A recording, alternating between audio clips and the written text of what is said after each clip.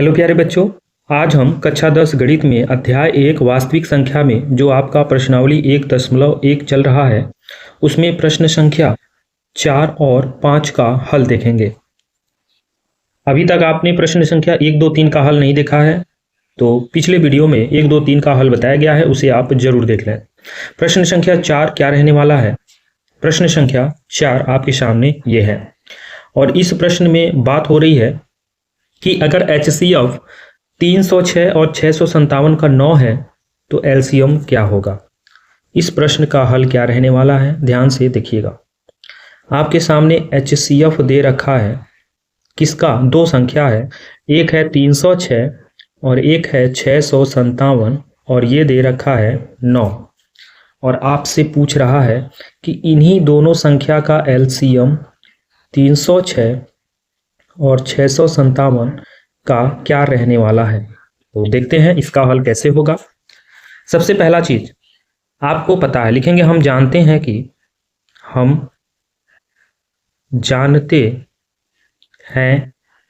कि दो संख्याओं का जो गुणनफल होता है यानी पहली संख्या गुणे दूसरी संख्या बराबर HCF गुणे LCM होता है। या करके अगर हम HCF गुणे LCM करें तो आपका पहली संख्या गुणे दूसरी संख्या होगा, या फिर LCM अगर हम निकालें तो पहली संख्या गुणे दूसरी संख्या के बटे में आपका HCF आ जाएगा। और इस प्रश्न में यही पूछा गया।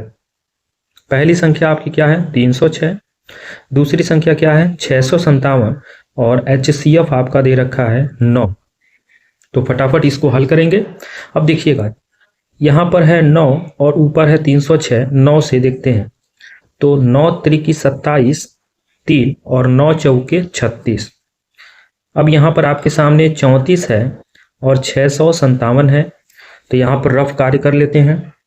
657 में 34 से गुणा कर लेते हैं तो 4 सत्ते 28 को 8 हासिल 2, 4 पचे 20, 2 22 को 2 हासिल 2, 4 छके 24 और 2 26, 3 सत्ते 21 को 1 हासिल 2, 3 पचे 15 और 2 17 को 7 हासिल 1, 3 छक 18 और 1 कितना हो जाएगा? 19। अब जोड़ देंगे 8 2 1 3, 7 6 13 को 3 हासिल 1, 9 2 11 12 को 2 हासिल 1 यानी 22 33 8। कहने का मतलब आपका जो गुणनफल आ गया 22,338 आ गया और यही इस प्रश्न का आंसर रहने वाला है।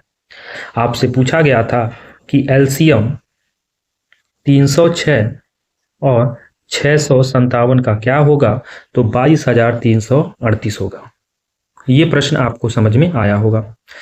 आज हमने केवल 2 ही प्रश्न लिया क्योंकि पिछले वीडियो में बहुत लंबा टाइम लगा था, तो मैं यह मान के चलूंगा कि वीडियो 5 और 10 मिनट के बीच का हो, कम से कम 5 मिनट और अधिक से अधिक 5 से 10 के बीच में हो, कम से कम 5 और अधिक से अधिक 10 मिनट, ताकि आप पूरे प्रश्न को अच्छे से देख पाए। नहीं तो लंबा वीडियो बनने से आप इसको स्किप कर सकते हैं।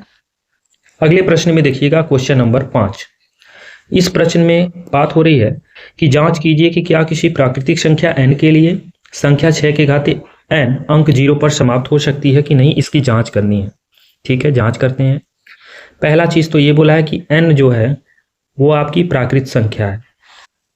n जो है वो प्राकृतिक संख्या है, मीन्स n के बारे में प्राकृतिक संख्या आपकी गिनती की संख्या यानी 1 2 3 4, ये सभी के सभी आपकी क्या हो गई? प्राकृतिक संख्या हो गई।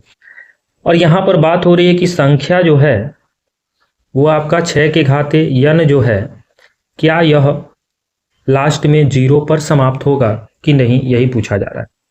अगर हम n बराबर 1 लेते हैं तो 6 के घाते 1 का मान 6 होगा जो कि 0 पे समाप्त नहीं हो रहा है। 6 के घात पे अगर 2 लेते हैं तो 6 छाक 36 होगा, तो यहाँ भी 6 पे ही समाप्त हो रहा है जो कि प्रश्न में बोला है 0 पर समाप्त होगा, नहीं हो रहा है। 6 पे 3 लेते हैं तो यहाँ पर 6 छाक 36 और 6 के घाते 3 का मान होता है 216, यहाँ भी 6 पे ही समाप्त हो रहा है, नहीं होगा। और 6 के घाते 4 अगर लेते हैं तो 6 के घाते 2 36 और 6 के घाते 2 36 और 6 छह के 36, यानी ये भी 6 पे ही समाप्त होगा, 0 पे समाप्त नहीं हो रहा है।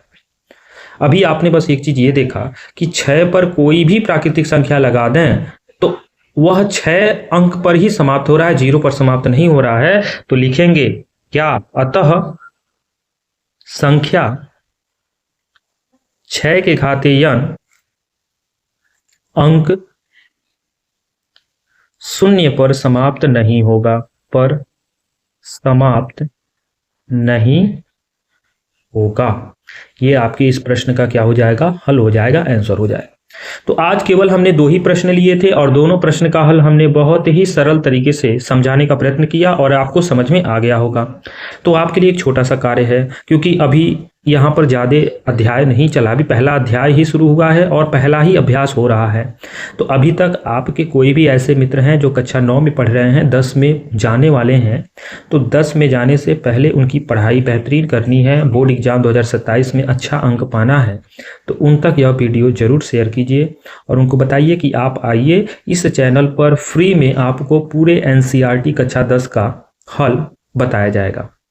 मिलते हैं नए प्रश्न के साथ। धन्यवाद।